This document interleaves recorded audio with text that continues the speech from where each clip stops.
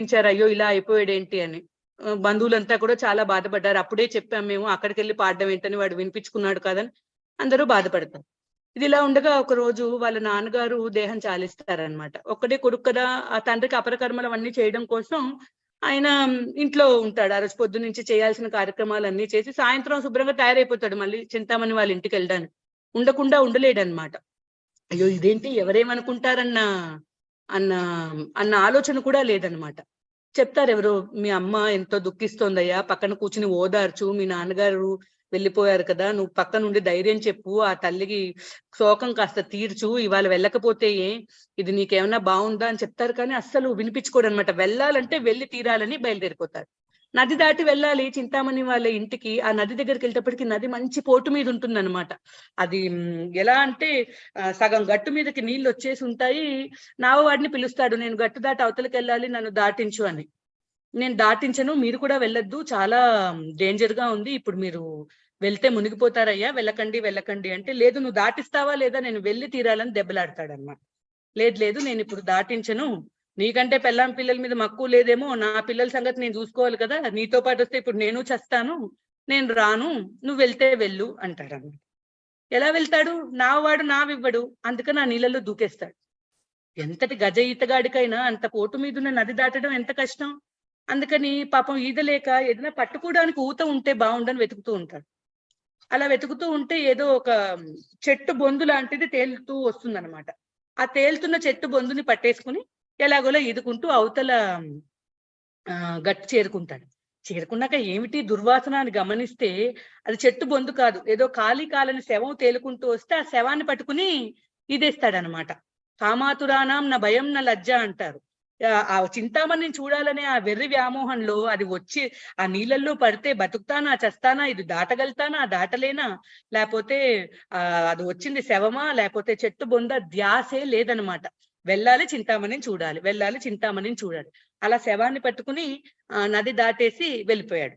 అప్పట్లో ఇల్లు ఎలా ఉండేవి, మధ్యలో ఇల్లు ఉండేది, చుట్టూ గార్డెన్ ఉండేది, ఆ తర్వాత చుట్టూ ప్రహరీ గోడ ఉండి, ఆ ప్రహరీ గోడకు ఒక తలుపు ఉండేది. ఆ తలుపు తీస్తేనే వీళ్ళు లోపల తోటలోకి వెళ్ళి ఆ తర్వాత ఇంట్లోకి వెళ్ళే అవకాశం ఉండేది. అలా ఈ ప్రహరీ పెద్దగా వర్షం, ఉరుములు మెరుపులు, ఈవిడేమో లోపల కూర్చుని హే నాథ హే దయిత అని పాడుకుంటోంది. ఆవిడ కృష్ణ కీర్తన మీద మక్కువ కలిగింది. కొంచెం సమయం దొరికినా కృష్ణ కృష్ణ అని పాడుకుంటూనే ఉంది ఆవిడ. లోపల ఆవిడ ఏదో తంబురా పెట్టుకుని కీర్తన చేసుకుంటోంది. బయట బిల్వమంగళుడు తలుపు కొడితే ఆవిడకు వినపడలేదు. ఇప్పుడు ఈ ప్రహరీ దాటి లోపలికి వెళ్ళి ఇంటి తలుపు కొడితే వినిపించునేమో. సరే ప్రహరీ దాటేద్దాం అనుకుంటాడు.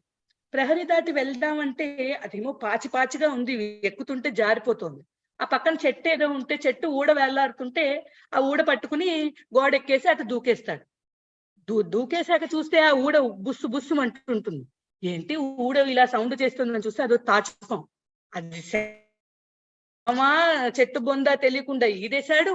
అది మర్రి చెట్టు ఊడా లేకపోతే తాడా లేకపోతే తాచుపామా తెలియకుండా దాన్ని పట్టుకుని భయం లేదు ఏం లేదు ఎక్కి దూకేశాడు. లోపలికి వెళ్ళి దబ దబ దబ దబ దబ దబ బారుతున్నాడు. చింతామణి చింతామణి తలుపుతీ అంటే ఆవిడ వచ్చి కబుకో తలుపు తీసి, అయ్యో ఇవాళ మీరు రారనుకున్నారు, ఇంత వర్షంలో పడి మీరు ఎందుకు వచ్చారు, అయినా ఇవాళ మీ నాన్నగారు పోయారు కదా, మీరు ఇలా రావచ్చా, ఇవన్నీ చెప్పి మీరు వెళ్ళిపోండి బాగుండదు, ఇవాళకి మీరు మీ ఇంటికి వెళ్ళిపోండి అంటే, చింతామణి నువ్వు అంత మాట అనకు, నేను ఇలా పోటు మీద ఉన్న నది దాటి వచ్చాను, శవం పట్టుకుని ఈదొచ్చాను, పాము పట్టుకుని ఎక్కి దూకొచ్చాను, నువ్వు నన్ను వెళ్ళిపోమంటాను తగునా, నీ మీద నాకు ఎంత ప్రేమ ఉంది, నువ్వు ఇంత నిర్దయగా నన్ను ఎలా వెళ్ళిపోమంటున్నావు అని ఏదేదో మాట్లాడతాడనమాట. తన దగ్గరికి రావడానికి అతను పడిన శ్రమ, తన్ని చూడాలన్న ఆ తాపత్రయం విని ఆశ్చర్యపోతుంది చింతామణి. మీరు నన్ను చూడాలని పడిన ఈ తపనలో ఈ ప్రయత్నంలో ఎంతో చిన్న వంతు ప్రయత్నం, మీరు భగవంతుడిని చూడాలి అని ప్రయత్నించుంటే ఈ పాటికి కృష్ణ సాక్షాత్కారం కలిగేది కదా స్వామి, ఎందుకు నన్ను చూడ్డానికి ఇంత ప్రయత్నం చేశారో అయ్యో అంటుందన్నమాట. ఎప్పుడైతే చింతామణి ఆ మాట అంటుందో పెళ్ళుమని చెంప మీద కొట్టినట్టు అవుతుందన్నమాట బిల్వమంగళకి. తన గురువైన శివగురువే చింతామణి రూపంలో వచ్చి తనకి కనువిప్పు కలిగించారా అనే ఆలోచన అతని మదిలో మెదులుతుందన్నమాట. నిజమే కదా, నేను ఎంత ఏమంటారు ఈ తాత్కాలికమైన దానికోసం ఎందుకు ఇంతగా వెంపర్లాడుతున్నాను, అంటే చిన్నప్పటి నుంచి కీర్తన చేసి ఉన్న మనసు కదా, సో త్వరగా ఆ రియలైజేషన్ కలుగుతుంది అనమాట. ఎంతసేపు భగవంతుడు అనుగ్రహం కలగాలే కానీ, గురువు గారి అనుగ్రహం కలగాలే కానీ, లవమాత్రంలో ఆ రియలైజేషన్ బిలమంగళి హృదయంలో వచ్చిందనమాట. అవును కదా, నేను ఎంతటి మూర్ఖుడిని, నేను ఎందుకు ఇలా తాత్కాలికమైన దానికోసం వెంపర్లాడుతున్నాను. ఈ ప్రయత్నాన్ని, ఈ కుతూహలాన్ని, ఈ ఈ ఈ ఈ తపస్సుని నేను భగవంతుని చేరుకోవడానికి, భగవంతుని చూడడానికి నేను ఎందుకు చేయలేదు అనిపించింది. ఇంకా అటు నుంచి ఇంటికి కూడా వెళ్ళడనమాట. వెంటనే బయలుదేరి నేను బృందావనం వెళ్ళి ఆ శ్యామ సుందరుడిని చూశాక కానీ నేను రెస్ట్ తీసుకోను అని అట్నుంచి అటు చింతామణి వాళ్ళ ఇంటి నుంచి ఆ వర్షంలో పడి బృందావనం వెళ్ళిపోదామని బయలుదేరిపోతాడు అనమాట. So Bilomangala has decided to go to Chintamani's house, and then the boatman refuses to take him across the river. So what happens? He jumps into the river. So one who is filled with lust, no, they have no fear, and they are not ashamed of anything. He just jumps into the river, and he tries to swim. Because the river is in full tide, he's not able to swim. He was actually getting pulled away across the currents. So then there's a tree trunk. He finds something like a tree trunk. He holds onto the trunk and somehow swims to the other shore. When he reaches the other shore, he realizes that what he was holding and swimming was not actually a tree trunk, but a half-burnt dead body. And then he goes to the other side, and then he wants to go and meet Chintamani, but the door is closed. He tries to bang at the door. He has to cross the boundary wall and go. So to cross the boundary wall and go, he mistakes a snake for a banyan tree. That those things, udal antar Telugulo, something is hanging. No, I don't know what it is called. Those he thinks that it is a banyan tree hanging thing, and he actually catches a serpent, a cobra, and then he goes across into the house and he bangs at the door. And then Chintamani is surprised looking at him. Why did you come all the way? Today your father has passed away. You must be staying home to look after your mother. He says, no, I can't even spend one day without seeing you. I want to be with you. I love you so much and all these things. He says, no, it is not. People will talk bad about me. I want you to go home and stay home for today. Please come back tomorrow. Then he describes all that he went through to reach her. I swam across the full tide river. Then I was swimming holding a dead body. Then I caught a snake and jumped into your house. And I took so much trouble to come to you. It is not fair that you want me to go home. Please don't do that. He tells that. Then she's very surprised. Actually, she's aghast. She says, how can you do this? Just to see me, why did you put so much effort? If even a little percentage of this effort you would have put to see the Supreme Lord, to know the Supreme Lord, then you would have got Krishna Sakshatkara by now. By now, you would have experienced the Lord by now. Why did you come all the way? Why did you waste so much of energy and time and effort in just seeing me? Like that, she talks. When Chintamani talks like that, Bilomangala feels that somebody has slapped him on his face. My spiritual master Shiva Guru is preaching me like this through Chintamani's words. He feels like that because his heart was soft enough for an instant realization. He got Lord's mercy at that moment, the spiritual master's mercy at that moment, and he immediately decided, I've been really foolish. I've been really so foolish. I've been such a murkha that I've been endeavoring so much for temporary happiness. So now I am immediately going to go to Vrindavana and take darshan of Sri Shyama Sundara and be purified of all these things. And all I want to see is Lord Shyama Sundara now. He makes a decision, and in that heavy rain, he doesn't even go home. He directly starts off from Chintamani's house and starts walking towards Vrindavana. ఈ విధంగా బృందావనంకి బయలుదేరిన బిలోమంగల్ ఠాకూర్ నడుస్తూ వెళ్తారు. అవి అప్పటి రోజుల్లో సాధువులంటే ఎంతో గౌరవం, ఎంతో భక్తి, ఎంతో ఆదరం ఉండేది.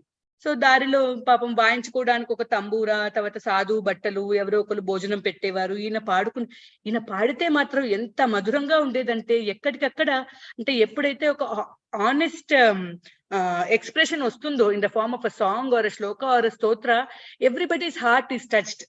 ఎనీ జెన్యున్ ఆనెస్ట్ ఎక్స్ప్రెషన్ అది ప్రతి ఒక్కరి హృదయాన్ని తాకుతుంది. అందుకే చూడండి, ఎంత సింపుల్ రీజన్ అయినా సరే, మనం ఎవరినైనా మీరు కృష్ణ చైతన్యంలోకి ఎలా వచ్చారండి అని అడిగితే, ఏముందండి ఓ రోజు గుడికి వచ్చాం, ఆ తర్వాత నుంచి రోజు వచ్చేసినాం, అలాంటి సింపుల్ రీజన్ ఎవరైనా చెప్తుండొచ్చు. కానీ అది ఎంతో ఆనెస్ట్ కాబట్టి, ఎంతో గ్రాటిట్యూడ్ తో నిండున్నది కాబట్టి, కృతజ్ఞతాపూర్వకమైన మాట కాబట్టి, అది ఎంత సింపుల్ రీజన్ అయినా ఎవరైనా ఈ విధంగా మేము కృష్ణుడికి దగ్గరయ్యాం, ఈ విధంగా మేము ప్రభుపాదుల వారి గురించి తెలుసుకున్నామని ఎవరు ఏం చెప్పినా మనకి ఎంతో హృదయాన్ని హత్తుకుంటుంది. Anything that is really honest actually touches our heart very deeply. Especially when we ask somebody, how did you come to Krishna consciousness? And they say something very simple as, my husband was a devotee, I got married, and then we came to the temple, and then I liked the devotees. Very simple. It's not that I read some book, then I went somewhere, then I attended a festival, then mystically I got some. Anta pedda mystical story and process undakapoina, a very simple narration of how somebody came to Krishna consciousness touches us very deeply. It's so heartwarming because that's very honest, that's very sincere, that's from the heart. Kada? So Bilvamangala's renditions were so sincere, so honest, so earnest. So it touched every heart. As he went to Vrindavana and he was singing ala veltu paadutu veltu unte ఎన్నో హృదయాల్ని ఆయన పాటలతో ఆయన కదిలించారు. సాధువు కదా, అందరూ చాలా గౌరవించారు. అలా నడుస్తూ నడుస్తూ వెళ్తున్నారు. అలా ఒక ఊరికి వెళ్ళాక ఏమైందంటే, ఒక ఊర్లో బాగా దప్పికైంది. దప్పికైతే అది దగ్గరలో బాగుందని ఎవరో చెప్పారు. బావి దగ్గరికి వెళ్ళి అక్కడ ఎవరో ఒక స్త్రీమూర్తి ఉంటే, అమ్మ కాసిన నీరు ఇస్తారా అని అన్నారు. ఆవిడ బిందె చేది ఇలా పెట్టుంటే చూసి ఆవిడ చింతామణిలా కనిపిస్తుంది. బిల్వమంగళ, చింతామణి నువ్వేనా ఇంత దూరం వచ్చావా, నా కోసం వచ్చావా, చింతామణి రా, మన ఇద్దరం కలిసి మాట్లాడుకుందాం, ఎన్నాళ్ళైంది నిన్ను చూసి, చింతామణి అంటే ఈయనేంట్రా బాబు సాధు వేషంలో ఉన్నాడు, వైష్ణవ సాధువులా ఉన్నాడు, చూస్తే చింతామణి అంటూ నా వెంట పడుతున్నాడని ఆవిడ భయపడిపోయి బిందెట్టుకుని పరిగెత్తేస్తుంది, ఇంటి వైపు పరిగెత్తేస్తుంది. ఆవిడ వెనకాల ఈయన పరిగెత్తాడు. చింతామణి ఆగు, నన్ను వదిలి వెళ్ళిపోకు, నేను నీ బిల్వమంగళని వెళ్ళిపోకుని ఆవిడ వెంట పడతాడు అనమాట. ఆవిడేమో గబగబా ఇంట్లోకి వెళ్ళి వాళ్ళ హస్బెండ్ తో, వాళ్ళ భర్తతో చెప్తుంది, ఎవరో సాధువులా ఉన్నాడండి, చింతామణి నాతో రా అని వెంట పడుతున్నాడు, నాకు భయం వేస్తోంది, మీరు వెళ్ళి కాస్త ఆ సంగతి ఏమిటో చూడండి అని ఆవిడ చెప్తుంది అనమాట. సరే, ఆవిడెవరో బ్రాహ్మణ స్త్రీ అయితే ఆయన బయటకు వచ్చి, ఎవరు స్వామి మీరు అంటే, నా పేరు నేను పలానా అండి, మా చింతామణి మీ ఇంట్లోకి వచ్చింది, ఆవిడ నాతో పంపండి అంటాడు. మా ఇంట్లో ఉంది నా భార్య అండి, నా ధర్మపత్ని, మీ చింతామణి ఎవరో నాకు తెలియదు. లేదండి, ఇప్పుడే బిందె పట్టుకుని వెళ్ళింది, మీ ఇంట్లోకే వెళ్ళింది, నా చింతామణి, మీరు నాతో పంపించవలసింది అంటారు.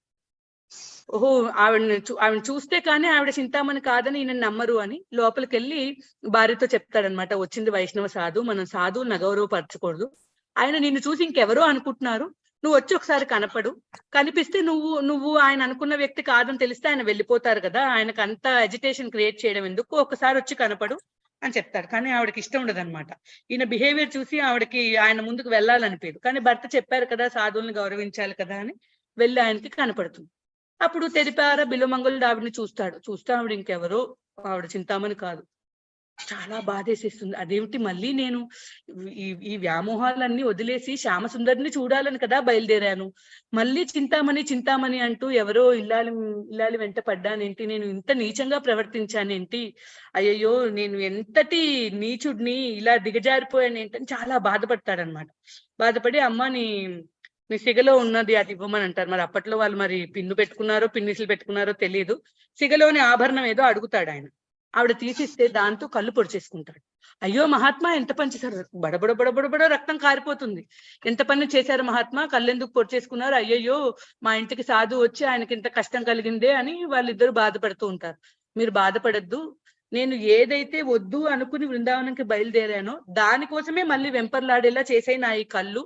ఏ కళ్ళు అయితే నన్ను కృష్ణుడి దగ్గరికి వెళ్లకుండా భౌతికమైన వాటి వైపు ప్రేరేపిస్తున్నాయో ఆ కళ్ళు నాకు వద్దు అని చెప్పేసి ఆ కళ్ళు పొడిచేసుకుంటాడు అనమాట. అందుకే ఆయన చౌరాగణ్య పురుషాష్టకంలో ధనం చ మానం చ తతేంద్రియాని అని పాడతారు. ఇంద్రియాల్ని కూడా లాగేసుకున్నావు, నా ధనము, నాకు రెస్పెక్ట్ లేదు, డబ్బులు లేవు, ఇంద్రియాలు కూడా లేవు, ఉన్న కళ్ళు కూడా లాగేసుకున్నావు, నీలాంటి దొంగ ఎక్కడైనా ఉన్నాడా, అసలు ఇంత భయంకరమైన దొంగ గురించి మనం విన్నామా కన్నామా అని ఆయన చౌరాగ్రగణ్య పురుషాష్టకంలో పాడారనమాట బిల్వమంగళ. దయచేసి అందరు మ్యూట్ లో ఉండండి, మిగతా వాళ్ళందరూ మ్యూట్ లో ఉండండి.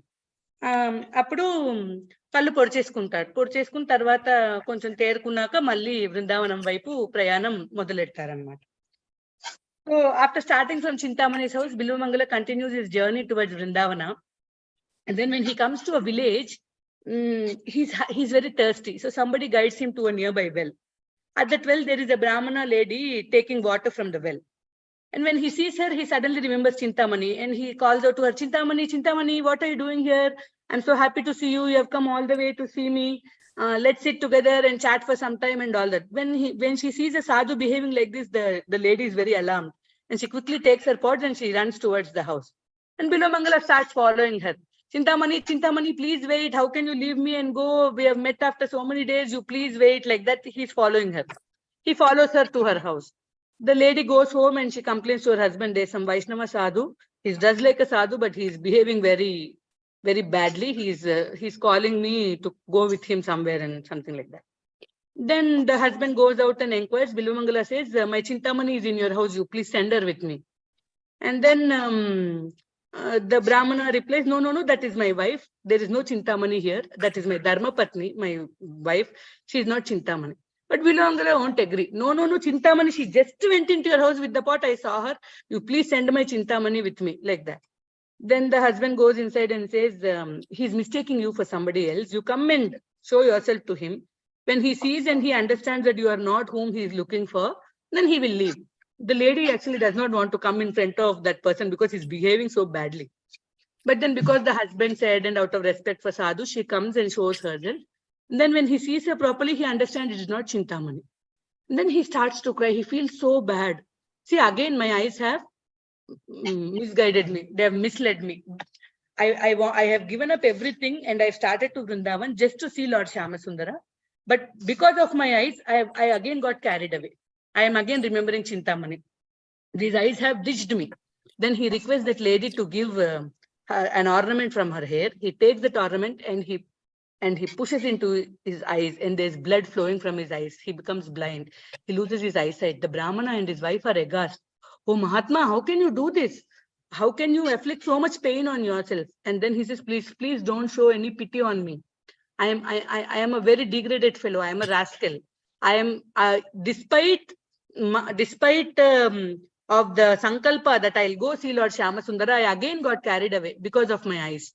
So I've decided I don't need these eyes. Anything that stops me from going to Krishna, I don't want them anymore. And then after he composes himself little, he starts his journey again to Vrindavana. As he travels, he's singing, traveling. One day, when the air blows, the smell is like that of sandalwood. It's mixed with cow dung, and the air is so pleasant when it touches the skin.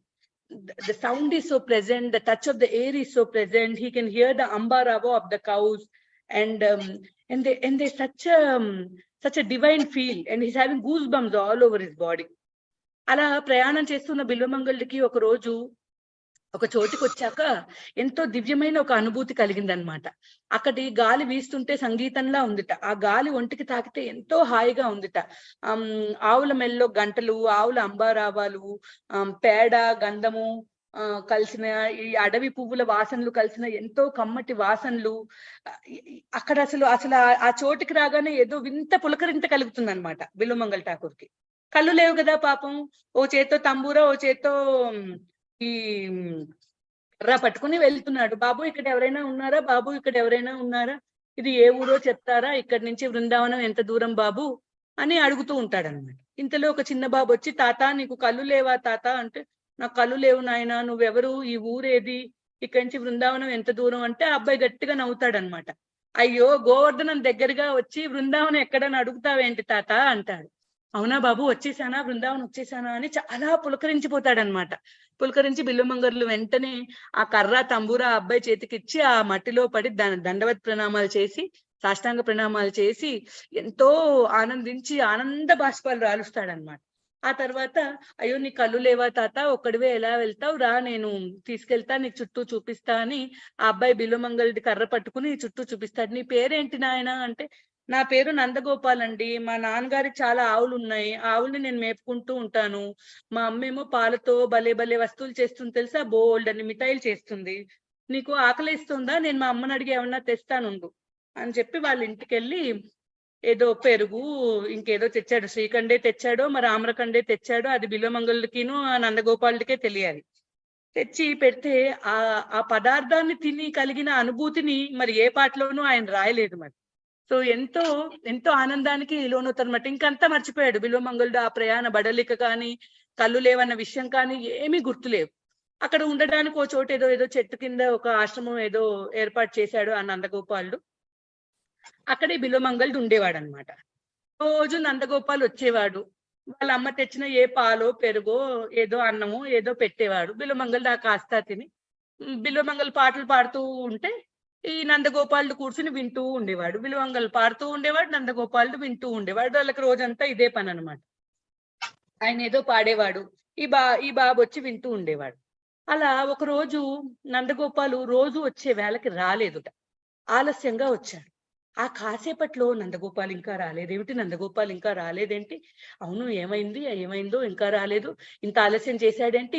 ఇంకా ఎంత తాపత్రయ పడిపోతాడంటే కనపడదు కర్రతో వేసుకుంటూ లోపలికి, బయటికి, లోపలికి, బయటికి తెగ తిరుగుతాడనమాట బిల్వమంగళుడు. ఆ రోజు సరే నందగోపాల్ వస్తే, "ఏమిటి నందగోపాల ఇవాళ ఇంత ఆలస్యం చేశావంటే," "ఇవాళ మా అమ్మ నాకు కొత్త నగలు పెట్టిందిగా, తర్వాత చాలా తాయిలాలు వండింది.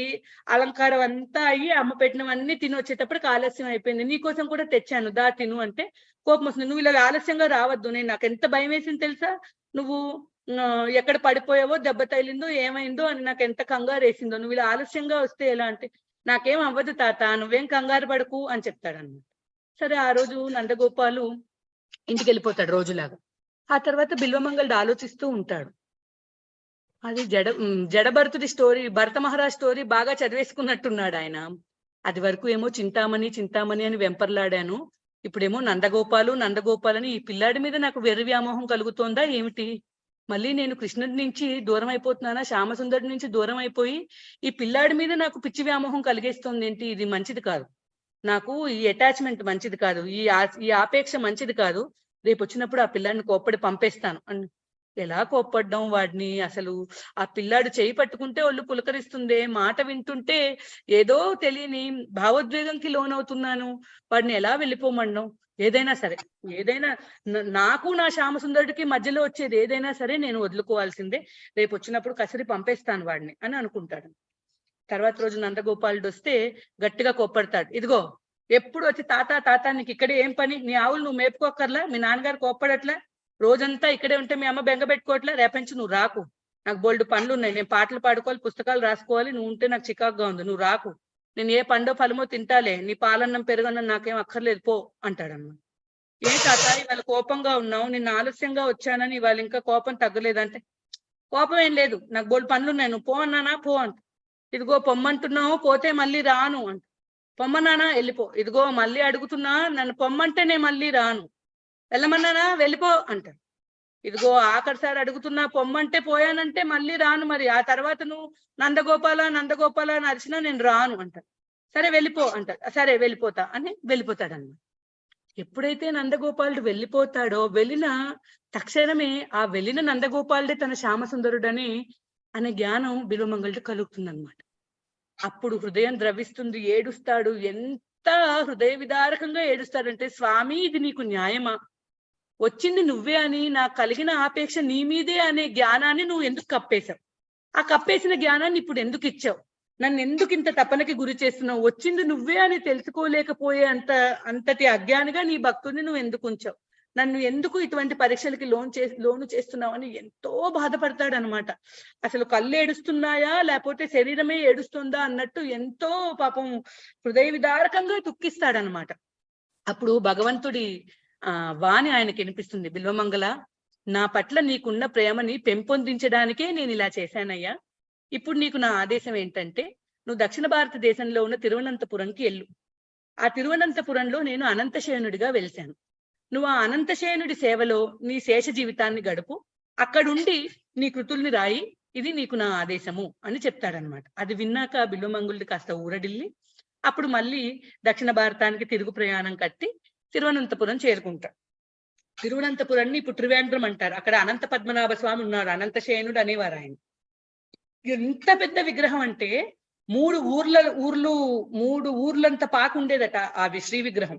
మనం పాద పద్మాలు దర్శించాలంటే ఒక ఊరెళ్ళాలి. నాభి కమలాన్ని దర్శించాలంటే ఇంకో ఊరెళ్ళాలి. ముఖార విందాన్ని దర్శించాలంటే ఇంకో ఊరెళ్ళాలి. ఇలా 3 ఊర్లల్లో 3 గుళ్ళల్లో స్వామి యొక్క ఆయా భాగాలు చూడాలట. అంత పెద్ద దివ్య అర్చామేని గల స్వామి అన్నమాట ఆయన. సరే ఈ బిల్వమంగళుడు అక్కడికి చేరుకుని అక్కడే ఉంటూ తన కైంకర్యం చేస్తూ రోజు పాడుతూ స్వామికి రోజు ఈ 3 ఊర్లు తిరుగుతూ ఆయన ప్రదక్షిణం చేసేవాడట. స్వామికి ప్రదక్షిణం చేసొచ్చాక ఏదైనా ఆరగించి మన సనాతన గోస్వామి గుర్తొస్తారు ఈ కథ వింటే. ప్రదక్షిణం చేసి వచ్చాక ఏదైనా ఆరగించి తన కృతులు పుస్తకాలు రాసుకోవడం ఇవన్నీ చేసేవారు. సాధువుకత చుట్టూ ఉన్న వాళ్ళకి కృష్ణతత్వం బోధించడం, కృష్ణ భక్తి నేర్పించడం ఇవన్నీ చేసేవారు అనమాట. ఇలా ఉండగా వయసు అయిపోయింది. ఆ 3 ఊర్లు తిరగలేకపోతున్నాడు ఆయన. చాలా అవస్థ పడుతున్నాడు. వద్దయ్యా అంటే వినడు. అప్పుడు బిలోమంగల్ ఠాకూర్ మీద ప్రత్యేకమైన కృపతో అంత పెద్ద శ్రీ విగ్రహము చిన్నగా అయిపోయాడట స్వామి. ఒక ఊరిలో పట్టే అంతా అయిపోయాడు అనమాట. ఇప్పుడు మనం త్రివేంద్రం వెళ్తే 3 ద్వారాల్లో నుంచి స్వామిని చూడొచ్చు. ఒక డోర్ లో నుంచి స్వామి పాదపద్మాలు, ఒక డోర్ లో నుంచి ఆయన నాభిమండలం, ఒక డోర్ లో నుంచి ఆయన ముఖ కమలం చూడొచ్చు అనమాట. అలా అంత 3 ఊర్లకి పాకి ఉన్న స్వామి 3 ద్వారాల్లోకి ఈ భక్తుడి కోసమే ఇచ్చేసాడనమాట. సాక్షి గోపాలుగా చేసిన లీలేంటి, తోట గోపినాథ్ గా చేసిన లీలేంటి, తర్వాత సనాతన గోస్వామికి ఇచ్చిన గోవర్ధన శిలేంటి. భగవంతుడు భక్తవత్సలుడు. ఆయన అహం భక్త పరాధీన అస్వతంత్ర ఇవ ద్విజ అన్నాడు దూర్వాసుడితో కదా. భక్తుల కోసం ఆయన ఏదైనా చేస్తాడనమాట. అర్చా తిరిమేనే కదిలొచ్చేసింది కదా సాక్షి గోపాలుడిగా ఆ బ్రాహ్మణుడికి సాక్ష్యం చెప్పడానికి. అలా బిల్వమంగళ ఠాకూర్ల కోసం అంత పెద్ద శ్రీ విగ్రహం కూడా చిన్నగా అయిపోయింది అనమాట. సో తన శేష జీవితాన్నంతా ఆ అనంతశేషుడి అనంత పద్మనాభుడి సేవలో గడిపి ఏవైతే కృతులు స్వామి ఆయన చేత రాయించుకోవాలనుకున్నాడో అన్ని రాయించుకున్నాక ఆయన తిరిగి బృందావనంలో స్వామి పాదాలని చేరుకున్నాడని కథ అనమాట. తిరువనంతపురంలో ఉండగా ఇంతకన్నా ఎక్కువ విశేషాలు మనకి బిల్వమంగళ గురించి తెలీదు. ఈ బిల్వమంగళ ఠాకూర్ల వారి విశేషం ఏంటంటే ఆయన గురించిన కథ కన్నా ఆయన రాసిన కృతుల యొక్క ప్రచారం జనబాహుల్యంలో బాగా విస్తృతంగా ఉందన్నమాట. His works are more famous than the author. That is the speciality of Bilvamangala. So నేను ఇంగ్లీష్ లో కథ ఎక్కడ చెప్పానో ఎవరైనా హింట్ చేస్తారా?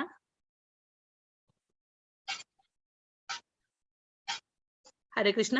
Bharati Mataji. Hare Krishna. I am so engrossed in your English లో ఎక్కడో చెప్పాను మర్చిపోయాను. I continued in Telugu. till he started to Vrindavan, Mataji. So he started to Vrindavan, and one day when he reaches Vrindavan, he feels this goosebumps all over his body. He feels very special, and then he's asking somebody, is anybody there? Is somebody there? What place is this? How far is Vrindavan from here? And then there's a small boy coming to him and talking to him. Oh Tata, you're blind, you're not able to see, you're already in Vrindavan, you're near Govardhan, and you're asking how far is Vrindavan? And then Bilwamangala is so happy. He pays his prostrated obeisances. He rolls onto the ground and he's so happy. The air sounds like music. There's tinkling of bells from the cow necks, and there's amba rava, and the air is carrying the aroma of cow dung and sandalwood and the aroma of forest flowers. It's so wonderful. The place and the feel is so intoxicating, so rejuvenating, so spiritually enlivening. And then this Nandagopal and Bilwamangala become such good friends. Nandagopal arranges for a small kutia for Bilwamangala every day. Nandagopal says that my name is Nandagopal. My father has many cows. I look after his cows, and my mother is a very good cook. She makes so many nice sweets from milk. I'll bring you some. He every day brings something for Bilwamangala to eat. Bilwamangala takes that prasadam, and when he eats that prasadam also, he's feeling goosebumps and he's feeling almost he's fainting.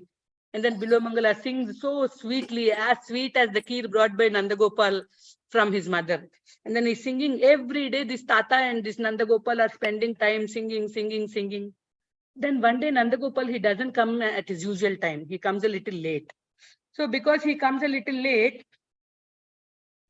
Bilwamangala is very worried. He's going inside, outside. He's so worried. Why is this boy coming late? Maybe he fell down somewhere. Did he get hurt? Or maybe his calves ran away somewhere. I don't know what's happening. Why does this boy come so late? I'm so worried.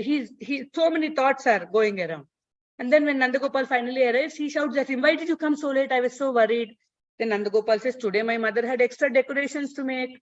I have new necklaces to wear today. And then she made so many extra preparations. I had to eat all of them. See, I brought them even for you. You also eat. And then they both eat. And then Bilwamangala is singing. Nandagopal is very patiently listening. And then Nandagopal leaves for the day. Then Bilwamangala thinks, oh, I was attached to Chintamani before. No, he's remembering Jadabharata story. Bharata Maharaj became attached to a deer, and I'm becoming attached to this cowherd boy. Maybe I should become alert. Too much of attachment with this boy. No, attachment to women, attachment to children. Anything will take me away from my Shama Sundara. I don't want anything to come in between me and my Supreme Lord. So maybe I should ask Nandagopal not to come from tomorrow. Next day when Nandagopal comes, he's very angry with Nandagopal. He says, you don't have any other work to do? Go graze your cows and help your father, or go be at home. Your mother is worried that whole day you are here. I have so much work to do. I have so many songs to sing and I have to write many books. You don't come and bother me every day. I'm irritated with you. Just go. Tata, why are you angry with me? You are angry that I came late yesterday. Today I came on time. Why are you so upset? No, I just want you to go. Leave me alone. If you ask me to go, I'll be upset. Then I will not come again. If you call me again, I will not come. If you remember me again, I will not come. No, I am only asking you to go. No, go now. I don't want you anymore. Are you sure you want me to go? Yes, I want you to go. I'm asking for the third time, last time. If I go now, even if you call me, I won't come. Make sure that you are asking me to go. Just go, he says. And then Nandagopal goes away. As soon as Nandagopal leaves, then Bilvamangala realizes that this Nandagopal is none other than his own Lord Shyamasundara. Then he feels so bad and he cries so much. He calls out to the Lord. He says, Lord, why did you do this to me? Why did you hide the fact that you are the same Shyamasundara, that Nandagopal is my Lord? Why did you not give me this knowledge? Why did you make me send you away? And then now you are revealing to me that you are my very Lord. How could you be so unkind? You are cruel. How could you do this to me? I am so pained. This is too much of a punishment. I cannot take it. He cries, he rolls on the ground and he is so miserable. And then he hears the Lord's voice. And the Lord says, Bilvamangala, I just want to increase your tapana for me. I want to increase your love for me. That's why I have done like this. Now my instruction to you is, I have appeared as Lord Anantashayana in Thiruvananthapuram, Trivandrum. I want you to go there. And the rest of your life, I want you to serve that deity. That is my instruction for you. Hearing this, Bilvamangala starts his journey back from Vrindavan to South India. He goes to Thiruvananthapuram. The deity in those days was very big. He was spread across 3 villages. One had to go to 3 villages to take the full darshan of the Lord. So Bilvamangala used to every day circumambulate this large deity and then take some prasadam and do his singing. As he got older, it became really difficult for Bilvamangala to circumambulate the big deity, but he wouldn't listen to anybody. So the Lord was so kind that the deity shrank. The deity shrank to 1 village size into a single temple shrine. Now, if we go to Trivandrum, the deity is still very big, but you can see him through 3 doors. The lotus feet from 1 door and the lotus navel and the lotus feet from 3 different doors, you can take darshan. For the sake of Bilvamangala, the Lord's deity form shrank to a small deity, such a beautiful deity, and so sweetly worshipped by Bilvamangal Thakur. Even now, we go see the Ananta Padmanabha deities, you get such goosebumps. His nail is so big and so beautiful. Like you don't feel that it's made of stone or somebody has sculpted it. It's so beautiful. The very feet darshan itself, you are so satisfied. So such beautiful form. Bilvamangala spent rest of his life there. And he submitted all his works onto the lotus feet of Lord Ananta Padmanabha. And after the Lord's Agya came, he went back to the supreme abode of Lord Shyamasundara. So that's the story of Bilvamangala. Actually, I don't think we have enough time to do any shlokas today. We'll just do the first shloka alone, if you all are okay, because it's already 5:15 now. Should we do shloka 1 today? Yes, Mataji. Yes, ma'am. మొదటి శ్లోకం చెప్పే ముందు ఈ గోవింద దామోదర స్తోత్రంలో అసలు ఏం చెప్పారు అనేది క్లుప్తంగా చెప్పుకుందాం. ఇప్పుడు భగవంతుడు ఏ సమయంలో ఏం చేస్తున్నాడు అనేది మనందరికీ తెలియదు, కానీ ఆయన శుద్ధ భక్తులకి ఆయన సాక్షాత్కారం కలిగిస్తాడు. ప్యూర్ డివోటీస్ కి ఆ రెవల్యూషన్స్ హార్ట్ లో వస్తాయి అన్నమాట. సో భక్తి వినోద్ ఠాకూర్ల వారు చెప్పకపోతే రాజభోగంలో ఆ నల్లనయ్య ఏం తింటున్నాడో మనకు తెలియదు. భక్తి వినోద్ ఠాకూర్ చెప్పారు కాబట్టి ముగ్ధా బోరా, మాషా బోరా, కూష్మాండ, లూచిచీని, సారపూరి ఇవన్నీ కృష్ణయ్య తిన్నాడు, రాధమ్మ వండింది, ఓరచూపు చూశాడు, ఇవన్నీ ఆయన చెప్పబట్టి అక్కడ యశోదా భవనంలో నందభవనంలో జరుగుతున్న రాజభోగ లీలంతా మనకి తెలిసింది. అలాగే బృందావనంలో జరిగే బోల్డ్ లీలలు ఏ సమయాల్లో ఏ సందర్భాల్లో ఏ భక్తులు బృందావనంలో, వైకుంఠంలో, చెట్ల కింద, ఆవుల మధ్య ఎక్కడెక్కడ ఎవరెవరు ఎప్పుడెప్పుడు గోవింద, దామోదర, మాధవ అంటూ ఆయన్ని కీర్తించారో అవన్నీ మనకి తెలియదు. ఎందుకంటే మనవి చాలా ఇంప్యూర్ హార్ట్స్, మనకు ఆ పవిత్రత లేదు. భగవంతుడు నమే విదు సురగన అన్నాడు. ఆ సురులకి ఋషులకే ఆయన్ని తెలుసుకోలేకపోతే మన వంటి వారికి అవకాశమే లేదు. కానీ బిల్వమంగళ ఠాకూరు, భక్తి వినోద్ ఠాకూరు ఇలాంటి మన ఆచార్యులు ఎవరైతే ఉన్నారో, శుద్ధ భక్తులు ఎవరైతే ఉన్నారో వాళ్ళకి భగవంతుడి లీలలు, నామ రూప గుణ లీలా వైభవాల సాక్షాత్కారాలు కలుగుతూ ఉంటాయి. ఈ ఆచార్యుల వైశిష్ట్యం ఏంటంటే వాళ్ళ కలిగిన సాక్షాత్కారాలు వాళ్ళే ఆనందపడిపోయి, వాళ్ళే భావోద్రేకానికి గురైపోయి ఊరుకోకుండా ఇలాంటి అందమైన కావ్యాలు రాశారనమాట.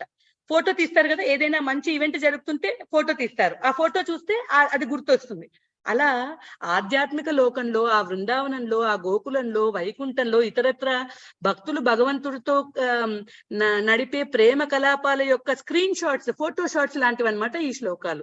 తనకు కలిగిన ఆ సాక్షాత్కారాలని ఈ మధురమైన శ్లోకాల రూపంలో బిల్వమంగళ ఠాకూర్ల వారు మనతో పంచుకున్నారనమాట. గోవింద, దామోదర, మాధవ అంటూ అన్నారు.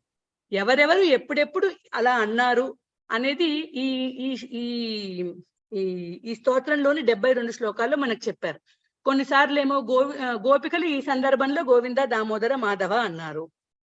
యశోదమ్మ ఈ సందర్భంలో గోవింద, దామోదర, మాధవ అనింది. ఇప్పుడు నేను గోవింద, దామోదర, మాధవ అంటున్నాను, నన్ను కాపాడు అని ఒక్కోసారి తను పిలిచినట్టుగా కొన్ని శ్లోకాలు రాశారు.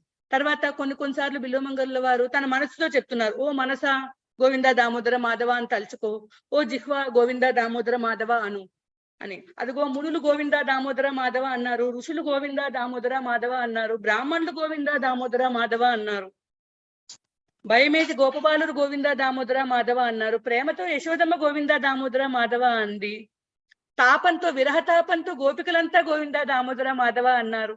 అలా వేరు సందర్భాల్లో ఎప్పుడెప్పుడు ఎవరెవరు గోవింద, దామోదర, మాధవ అన్నారు అనే విశేషాలని బృందావనంకి ఒక కిటికీ ఉంటే ఆ కిటికీలోంచి మధ్యలో తొంగి చూస్తూ తాను తొంగి చూసినప్పుడల్లా కనిపించిన ప్రతి సీనుని ఆయన శ్లోకం రాశారా అనిపించేలాగా ఎంతో మధురంగా ప్రతి శ్లోకాన్ని బిల్వమంగళ ఠాకూర్ల వారు రాశారనమాట. ముందుగా మనం ఇవాళ మొదటి శ్లోకం మాత్రం చెప్పుకుందాము. నేను యాక్చువల్లీ ఇవాళ 10 శ్లోకాలు చెప్దాం అనుకున్నాను, కానీ కథ చెప్పేటప్పటికే సమయం మించిపోయింది. మొదటి శ్లోకం నేను ఒక్కో శ్లోకం 2 సార్లు చెప్తాను, సో దట్ నేను మొదటిసారి చెప్పినప్పుడు విని రెండోసారి చెప్పినప్పుడు మీరందరూ రిపీట్ చేయండి.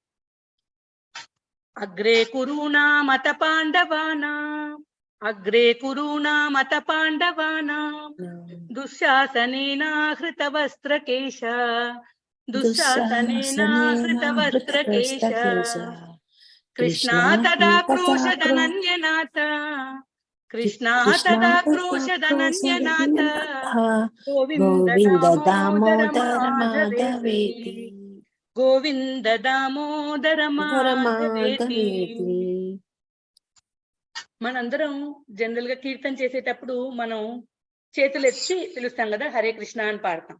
అలా చేతులెత్తి పాడడంలో ఏమిటండి ఉద్దేశం అంటే, ద్రౌపదీదేవి యొక్క ఈ సీన్ లో ఏదైతే మనం చూస్తున్నామో ఆ భావంలో అన్యదా శరణం నాస్తి త్వమేవ శరణం మమ తస్మాత్ కారుణ్య భావేన రక్ష రక్ష జనార్దన, ఇంకొక గతి లేదు, I have no other hope, I have no other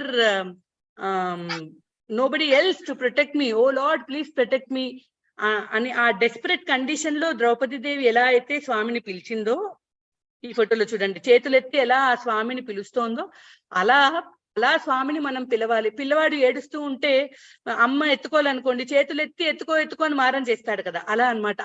ఆ తపనతో ఆ ఆర్ద్రతతో స్వామిని పిలవడానికి అలా చేతులెత్తడం అనేది సంకేతం అన్నమాట. ఇక్కడ మొదటి శ్లోకంలో చెప్తున్న సీన్ ఏంటయ్యా అంటే, అగ్రే కురునా మత పాండవానాం, అగ్రే అంటే ముందు, కురునాం అంటే కౌరవులు, అత పాండవానాం అటు పక్కన పాండవులు, ఎదురుకుండా కౌరవులు, అటుపక్క పాండవులు.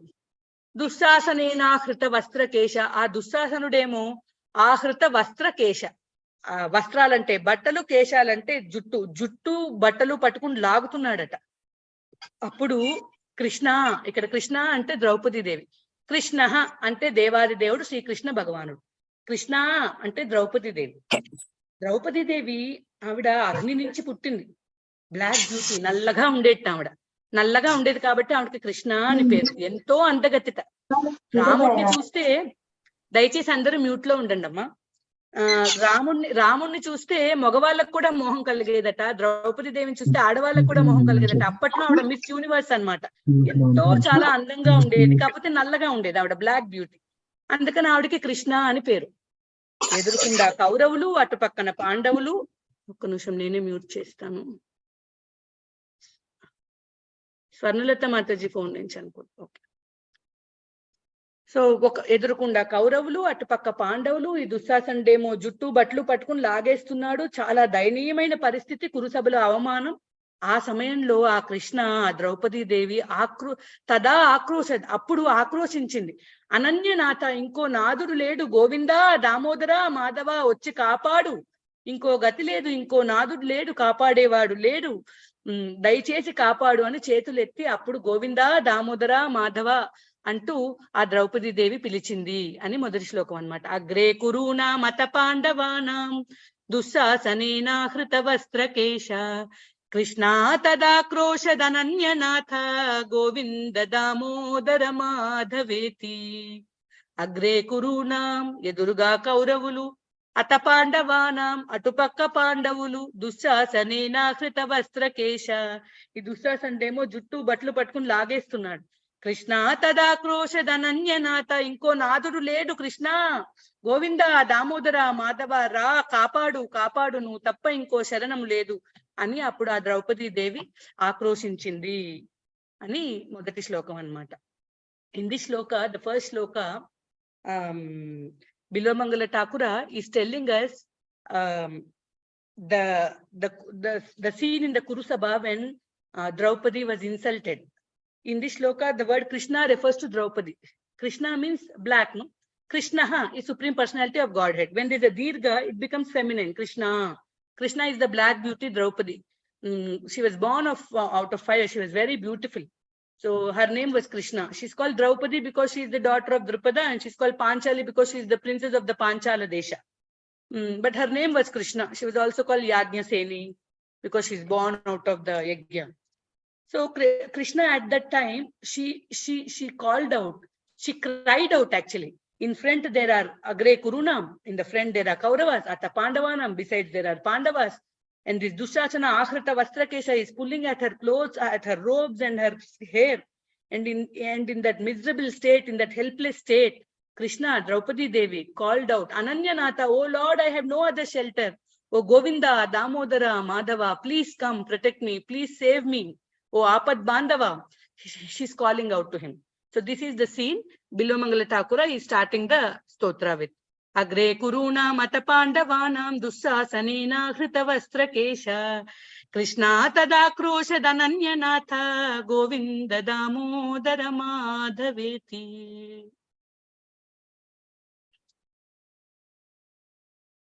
So it's already 5:25 now, so I'll stop this. We will have our next session on 14th. Karunaradhika Mataji will send more details. So next class, I will cover the 9 shlokas, 2 to 10. We will do in the next class. And any other feedback, I tried to tell both in Telugu and English. If there's any feedback to how improve or present or the speed is okay, the language mixing is okay, please let me know. And any shortcomings, because this is such a wonderful stotra. Each time I read, I remember one thing. Chaitanya Mahaprabhu's mata is told by Srinath Chakravarti. Aradhyo Bhagavan Brajesha Tanaya Taddama Vrindavanam Ramya Kachidupasana Vrajavadu Vargenaya Kalpita Srimad Bhagavatam Pramanamamalam Prema Pumato Mahan Shri Chaitanya Mahaprabhur Matamidam Tatradharana Paraha. What is Lord Chaitanya's philosophy? Tell in brief. It's all told by Srinath Chakravarti in this shloka. Aradhyo Bhagavan Brajesha Tanaya. Our worshipable deity is the son of Nanda Maharaj. Krishna only, but not Krishna in Dwaraka, Krishna in Mathura, Krishna in Vrindavan. Vrindavana Krishna, Shama Sundara, the son of Yashodamaya and Nanda Maharaja. Yeranda Kanni Yashoda Ilam Singam The little lion cub of Yashoda, that is whom we are recommended by Chaitanya Mahaprabhu to be worshipped. Tad Dama Vrindavanam, worship Shama Sundara, the son of Nanda Maharaj, and also his Dama Vrindavana.